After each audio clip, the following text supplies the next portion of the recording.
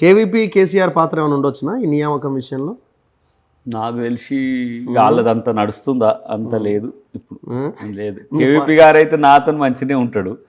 కేసీఆర్ కుట్రలు ఉంటాయి కానీ ఇక కేసీఆర్ గారు పాపం ఆయనే ఇప్పుడు పాపం చాలా ఇబ్బందులు ఉన్నాడు ఉంటాడు. కూర్చొని అన్ని చేయొచ్చు కదా, ఆయన ఏం పరిగెత్తాల్సిన పని చేస్తూనే ఉంటుంది కానీ నేను అనుకోను కానీ ఇక్కడిక్కడ జరుగుతున్న మార్పులు చేర్పుల వల్ల జరిగిందే ఒకటి.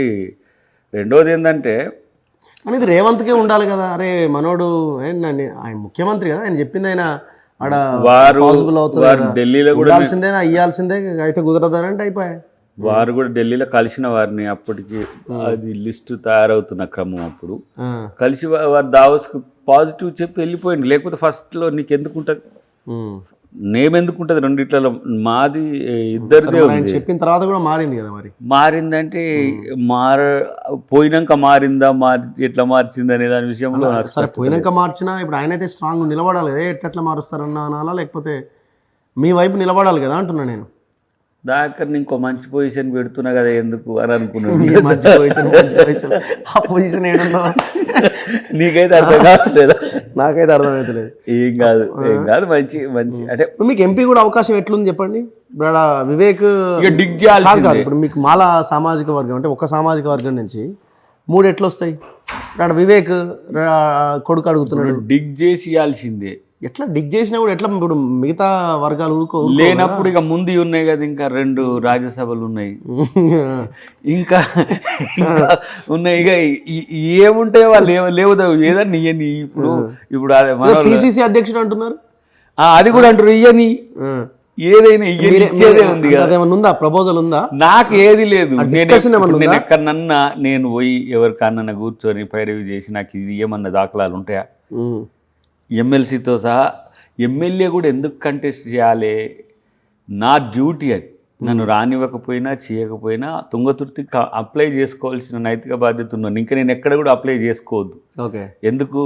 రెండోసారి నన్ను గెలిపిస్తే గెలవలేకపోయినా చివరికి అది ఒరిజినల్ ఎలక్షన్ పిటిషన్ కూడా పోయింది. పిటిషనే పోయింది అసలు. ఇప్పుడు మళ్ళా ఏంది కిషోర్ కాడ 5 కోట్లు ఆ కేసుకు, నెలకు 3 లక్షలు అక్కడ జీతం, నాకు ఒక్కొక్కరు ట్రోల్ అక్కడ ఏసీసీలో చెప్పినవి చూస్తున్నా. అంటే వీళ్ళు సరే విమర్శలు పక్కన పెట్టు, తుంగతుర్తి నేను కంటెస్ట్ చేయాల్సిన బాధ్యత ఉన్నది, గెలుద్దుము. సామేల్ గారు గెలిచిండు, సంతోషం. గెలవకపోతే ఇంకా బదనామవుతుంటే నేను ఎందుకు? 15 సంవత్సరాల నుంచి కార్యకర్త, అక్కడ సగటు కార్యకర్త విలవిలలాడుతున్నారు. తర్వాత కిషోర్ ఏం చేసిండు? మీకు నాకంటే ఎక్కువ కాన్స్టిట్యున్సీ పోయింది మీరే. పోయిన 5 సంవత్సరాలు నాకంటే ఎక్కువ పోయింది మీరే తెలుసు. సో అదొక సంతోషం. ఇప్పుడు ఇక్కడ దయాకర్ని ఒకరు పీసీసీ అని, ఒకరు ఎంపీ అని, ఒకరు రాజ్యసభ అని, ఇంకొకరు మంత్రి అని, ఇట్లా ఏ చర్చ జరిగినా దయాకర్కి నిజంగా మనం అవకాశం ఇవ్వాలనా లేదా అనేది ఇప్పటికీ తెలియదా? ఇక అదే అంటున్నాను, రాష్ట్ర నాయకత్వానికి కేంద్ర నాయకత్వానికి ఇంకా కాదు. దయాకర్ని వదిలేస్తారా? వదిలేయండి, వదిలేసినా ఉంటా. ఇప్పుడు ఇది ఎందుకంటే నేను ప్రతిసారి చెప్తున్నా, కాంగ్రెస్ పార్టీ నేనే కాంగ్రెస్ పార్టీ అన్నట్టు 2 తెలుగు రాష్ట్రాల్లో తెలుగు ఫేస్గా నేను ఎక్స్పోజ్ అయి ఉన్నా. మనమే నియతులు చెప్పినాము, మనమే నిజాయితీలు చెప్పినాము. ఇప్పుడు పార్టీ పుసుక్కున ఆత్మగౌరవం అన్న లైన్ రాదా? మీరు ఆత్మగౌరవ తెలంగాణ పోరాటంలో మీరు కూడా భాగస్వామి కదా. ఇది ఒరిజినల్ పాయింట్. ఆత్మగౌరవం ఉండదా ఇక్కడ? వ్యక్తిగా ఆత్మగౌరవం ఉండదా? మీ ఇంట్లో వాళ్ళు అడగరా? ఇక్కడ మీ ఫ్రెండ్స్ అడగరా? మీ వాళ్ళు అడగరా? ఏందా నీ కాంప్రమైజ్ పాలిటిక్స్, ఎందుకు ఈ రాజకీయం అని? ఇప్పుడు ఇంట్లో ఉన్నది నీకు తెలుసు కదా. కానీ ఇప్పుడు ఈ క్వశ్చన్ నువ్వు తప్పితే ఎవరు అడగలేరు.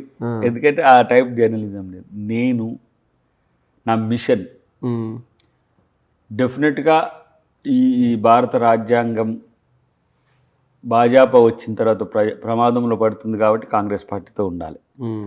ఇక్కడ రేవంత్ రెడ్డి గారితో నేను ఎట్లా సఖ్యతతో ఉండి అధికారంలోకి తేవడానికి నేను చిన్న పాయింట్ అయినో, రేపు దేశంలో కూడా రాహుల్ గాంధీ గారికి ఆ మాత్రం సహకారం ఉండాలి. ఇది నా మిషన్. యాక్చువల్గా ఇక్కడ ఎమ్మెల్యే అవుతాం, అక్కడ ఎంపీ అవుతాం, అసలు అవుతుందా కాదా విషయం పక్కన పెడితే దయాకర్ రోల్ రేపు దేశంలో కూడా పెరుగుతుంది, పెంచుతా. నా మిషన్ అది. Okay, at the same time నువ్వు మూవీ కొంత చూసి ఉంటావు. అవును, మీరు సినిమా తీస్తున్నారు కదా. సో నేను కేవలం ఇప్పుడు తెలంగాణ అస్తిత్వం కొరకు పోరాడినా. కేసీఆర్ ముఖ్యమంత్రి అయింది. కేసీఆర్ నేను చెప్పిన మొన్ననే మన పట్ల ఎంత వ్యతిరేకంగా ఉన్నాడు. మనకు అవసరం లేదు. ఆయన కర్మ కొద్దీ ఆయన చేసుకుంటాడు, ఆ కర్మ ఫలితం ఆయన అనుభవిస్తాడు. నేను తెలంగాణ ఇచ్చిన సోనియా గాంధీ గారి పట్ల ఆకర్షితున్న అమ్మ అనే ఉద్దేశంతోనే ఈ సమయాన్ని నాకు మిగిల్చింది కాబట్టి మీకు ఇస్తామ్మా అని చెప్పి వీళ్ళు పిలిచినా నేను ఆమె కాడికి పోయినా. నా టికెట్ అప్పుడే తీసేస్తే మళ్ళీ పిలిచి అయ్యో దయాకర్ నీకు ఇట్లా అయిందని ఇచ్చింది. ఆ ప్రేమ ఇంకా అట్లా ఉన్నది, ఆ ఫ్యామిలీ పట్ల ఉండే ఒక కమిట్మెంట్ అట్లా ఉంటుంది. ఈ 10 years కాంగ్రెస్ పార్టీకి నేను ఎట్లా ఒక యోధుని లెక్క కొట్లాడినా. రేవంత్ రెడ్డి గారు రాకముందు కూడా, ఉత్తమ్ గారు పిసిసి ప్రెసిడెంట్ అయినప్పుడు కానీ, పొన్నాల గారు పిసిసి, నేను ఒక కాంగ్రెస్ యోధగా ఉండడానికి ఇష్టపడితే తప్పితే కేవలం ఒక పదవుల కోసం వెంపర్లాడే ఒక వ్యక్తిగా నేను ఉండా.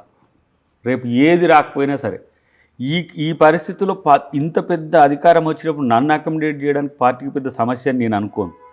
నాకే ఎందుకు ఇట్లా జరుగుతుందని చాలామంది అడిగే ప్రశ్నలకు నా దగ్గర సమాధానం ఉండదు. ఎందుకంటే ఇచ్చేటోని నేనైతే తీసుకునేటోని నేనైతే డిఫరెంట్గా ఉంటుండే.